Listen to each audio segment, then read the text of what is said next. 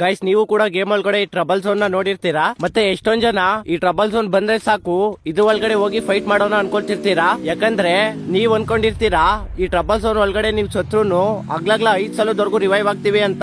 ಅದಕ್ಕೋಸ್ಕರ ನೀವೇನಾದ್ರೂ ಈ ಟ್ರಬಲ್ ಝೋನ್ ಒಳಗಡೆ ಫೈಟ್ ಮಾಡಿ ಸತ್ರೆ ನೀವು ಮ್ಯಾಕ್ಸಿಮಮ್ ಅಂದ್ರೆ ಒಂದ್ಸಲ ರಿವೈವ್ ಆಗಿರ್ತೀರಾ. ಮತ್ತೆ ನೀವು ರಿವೈವ್ ಆದ್ರೂ ಇನ್ನೂ ಒಂದ್ಸಲ ಸತ್ರೆ ನೀವ್ ಅನ್ಕೊಂಡಿರ್ತೀರಾ ನೀವು ಮತ್ತೆ ಇನ್ನೊಂದ್ಸಲ ರಿವೈವ್ ಆಗ್ತೀವಿ ಅಂತ.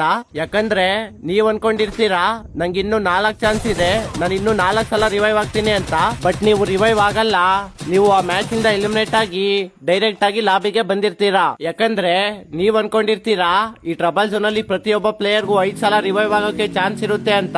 ಬಟ್ ಇದು ಆ ತರ ಅಲ್ಲ. ಈ ಟ್ರಬಲ್ ಝೋನ್ ನಲ್ಲಿ ಹೇಗೆ ಅಂದ್ರೆ ಫಸ್ಟ್ 5 ಜನ ಯಾರು ಈ ಟ್ರಬಲ್ ಝೋನ್ ಒಳಗಡೆ ಸಾಯ್ತಾರೋ ಅವ್ರಿಗೆ ಮಾತ್ರ ರಿವೈವ್ ಆಗೋಕೆ ಇಲ್ಲಿ ಚಾನ್ಸ್ ಇರುತ್ತೆ.